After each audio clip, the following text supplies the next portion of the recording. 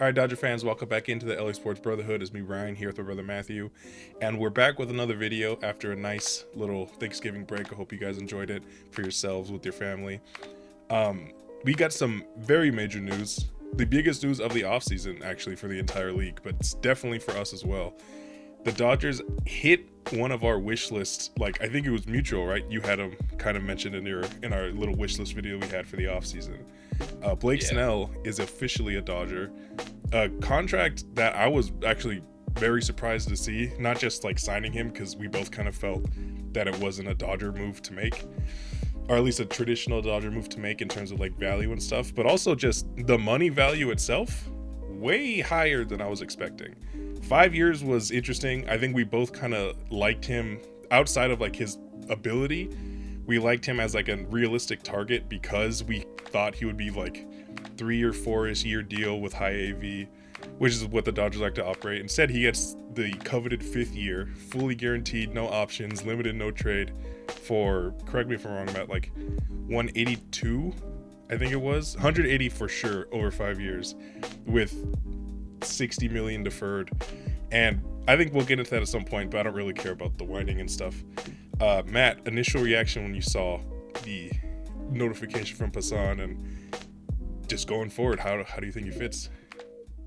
Yeah, I mean, obviously, I was shocked considering it was November, very, very early for because he was. I mean, him and Burns, and I guess you could throw Fried in there were like the prized possessions of the starting pitching market, and to sign that early, to be the first to win the World Series and be the first team to make like a massive move Yeah, was awesome, and to see everyone crying, it's a perfect sign. Or not. I'm not going into the contract too much, but more specifically, just him. It yeah, was the perfect signing because what the Dodgers need right now is not innings. It's not like some guy who will get like he'll pitch all season. I don't care about that. We need guys to pitch in October. We just won without guys who pitch in October. So you add Shohei, Glasnow, and most importantly Snell. It's really gonna be tough to beat the Dodgers. I mean, he is a guy when he is on a roll, like he's going through that stretch. He went through a stretch this year, and then of course in 2023 when he won the Cy Young, he is the best pitcher in baseball. It's not exaggerating. He is like prime MVP Kershaw when he goes through those like 10 to 15 game stretches. I mean, he is that good. And it's just another guy. Again, you got the guys who throw innings, you got the guys like a Jack Flaherty, um, like good pitchers who they'll give you a 3-5 in the regular season. They'll get you some starts in the playoffs. He is not one of those guys. He is that prime Walker Bueller, what we hoped out of Glass now. Throws high 90s, has a slider, has a curve, the changeup a little bit. I mean, he is disgusting. The walks are a problem, and I think overall I mean, one thing that really makes me mad about the whining is like you guys could have signed him last year. Like he took yeah, a 1 year deal because no one wanted to pay him, and then Dodgers were like kind of like with Freeman, like okay, you don't want to sign him, we'll take him then. But the reason they didn't really want to sign him was because the walks and like the consistency of like, well, you don't really know what you're gonna get out of Snell. I don't care what the hell Snell does from March all the way till August. September, October is what I care about Snell. That's why we signed him. For the next 5 years, I just want him to get on a heater right before October. And you just get a collection of arms that throws high 90s, splitters, curveball, sliders. I mean, the rotation is disgusting. I'm gonna make a video about the rotation specifically, but another thing, didn't have a lefty. I mean, this last postseason, won the World Series, didn't have a single lefty starter. So yeah. you get a lefty, a disgusting one, a two-time Cy Young Award winner, and a guy who was like the last 2 years, he didn't make the playoffs. Imagine on those two heaters he got at the end of the year. Imagine that guy. I mean, he's one of those guys to where the way Cole looked in the World Series, the way Bueller looked in the World Series in 2018, he's one of those guys, and we got him. We got potentially three other guys like that. It's just nasty stuff, and hope he could stay healthy. Yeah, you mentioned a lot of the trepidation from fans and teams because again, he didn't sign until like March last year after winning the Cy Young. And a lot of that, I'm sure, is Boris not being not very well liked among a lot of teams, including the Dodgers, by the way. That's something we didn't really even talk about when we were doing our little wish list thing, is that the Dodgers have signed like two free agent Boris clients in a decade. JD Martinez was one of them. That was because it was like necessity. They both kind of needed each other. but is really not a question of what you're going to get from Snell. I think people should know exactly what you're going to get from him. You're going to get some weird inconsistencies where his super high walk rate is going to catch up with him for the beginning of the year. And if the team pushes him, slash, he's healthy to exist after July, you're going to get the best pitcher in baseball for 3 months.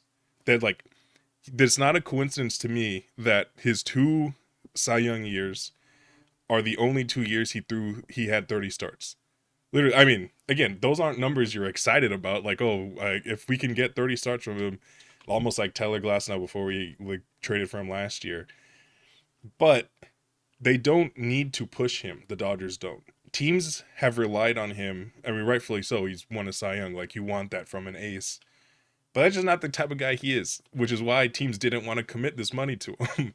So beyond the just blatant misunderstanding of contracts and deferrals and signing bonuses that fans are complaining about, it's also like Blake Snell was a castaway after winning two Cy Youngs and once again having one of the more dominant like 10, 15 start stretches that we've seen in a long time.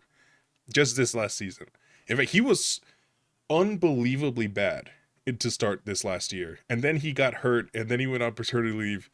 And then he came back and he was so good that his ERA is a 3.12, like respectable. His ERA was like in the nines for the first like 5 starts of the season. Like he was horrible. But that's how locked in he was towards the end of the year. And I don't know, it seemed so obvious to me and to you, considering we both talked about it, like on this channel, about how he fits exactly what the Dodgers need. And it's very gratifying and rewarding to be, have our mindset locked in with the front office. Like the fans, like, hey, I think this guy fits what we like to do. I think we can get him because people undervalue him.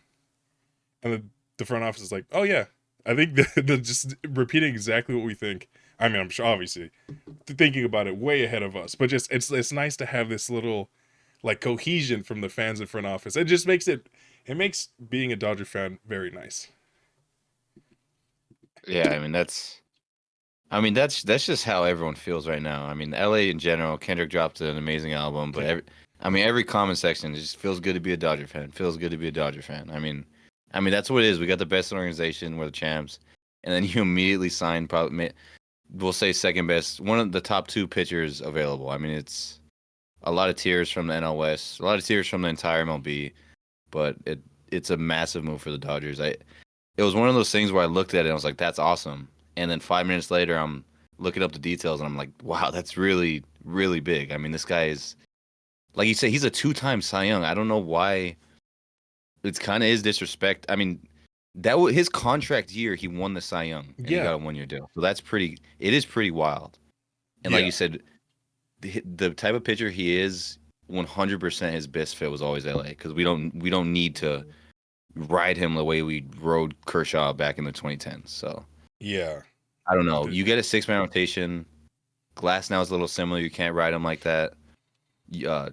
Hopefully we get Sasaki. He's gonna coming over for the first year. Yoshi got hurt last year. Get 6 starters is by far the best rotation in baseball. But if you feel a slight pain, shut them down. All 6 of those guys. The theme is get ready for October. That's all I care about is yeah. October.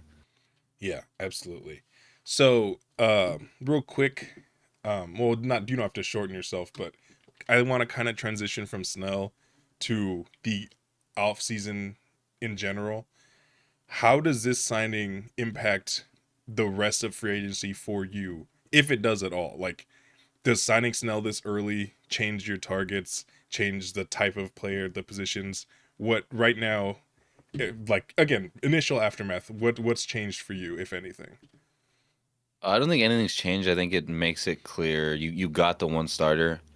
I do think you still, to me, Sasaki's like he's just a bonus because he's signing so late and it'll be for no money. So it's kind of like a Mm-hmm. bonus. So I think you still need you need another starter. The one thing I do think though is like it might be to where there's a price tag on Bueller. Obviously they want him back, but they might have their limit. Maybe it's years or money. Where if it exceeds this, then you had a good career, Bueller. Good luck somewhere else. I think that's kind of where they're going here. Hmm. And you could focus on the lineup. I think you need bring back Teo as a must, Yeah. and then you need one more.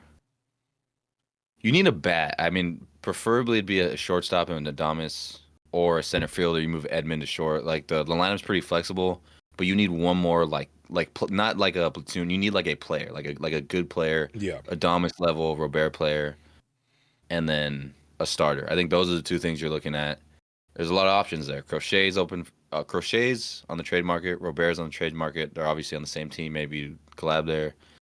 Adames is there. Bueller and Flaherty are both free agents coming off the World Series win. Maybe Manea's in there. So I think you got this was the biggest need was the frontline starter. Getting it out early was great. I don't think it changes anything, but those two areas are Sasaki the stud, one more starter, one more bat. I think now they can focus on that. They sent the message to MLB. I really like that they got this done early. So I don't think it changed. Just kind of now you could focus to the next thing. Yeah, I think I agree. Little hypothetical question for you. Walker Bueller signed somewhere else for whatever, like for a big contract, say like he gets 6 years from some team, so the Dodgers weren't gonna match that. Are you shifting your focus from a Walker Bueller level starter, like just regular season, not talking playoff boosts and stuff, to where I would put maybe like the now he's signed, but you say Kikuchi, like that kind of level? Are you saying we still need a starter in general, so we're going after that type of guy, or are you rolling with who we have in house and just trying to get Roki in January? That's tough. I feel like the thing is, I feel like if you like Bueller is the bottom end of that really good category just because of the year he had last year. Yeah, I think if you're dipping below that, I probably need like a certain name because like Mania is on like higher than Bueller. I'd love to have Mania. yeah, yeah. So if you're below Bueller, I mean at this point maybe hopefully Like you it would be improve like Bobby Miller. Hopefully you're healthy May. Hopefully you're good Gonsolin. Kind of go with that maybe. yeah. No, I am also leaning that way because I think the names would be like Luis Severino, who admittedly had a Yeah, better year than Bueller, but it's for some reason it feels less trustworthy just because he's so volatile all the time.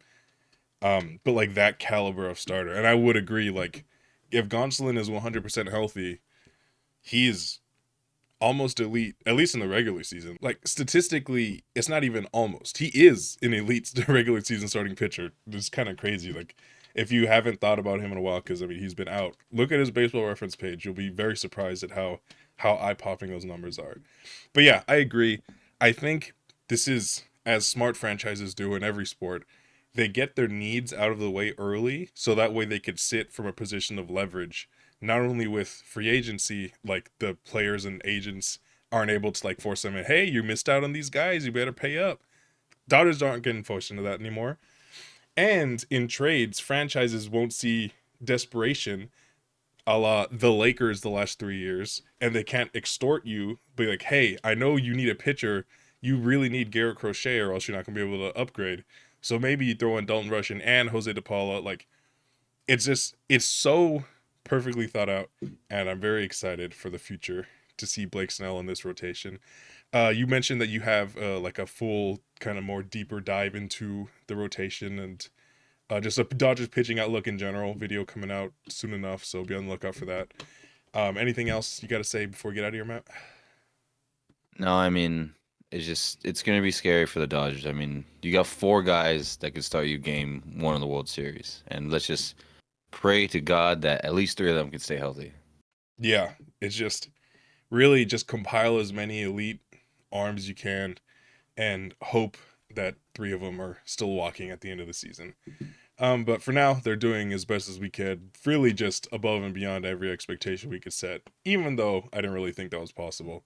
Yeah, so stick around. Every new free agency thing coming out, new news, signings, trades, even like major ones across the league. We're gonna come on here and talk about it, see how it affects the Dodgers. Obviously, it was Thanksgiving last week, so we delayed this video a little bit. Again, hope you all enjoyed that with your families, whoever you decided to spend it with. Thank you so much for watching. We'll be back soon. Go Dodgers.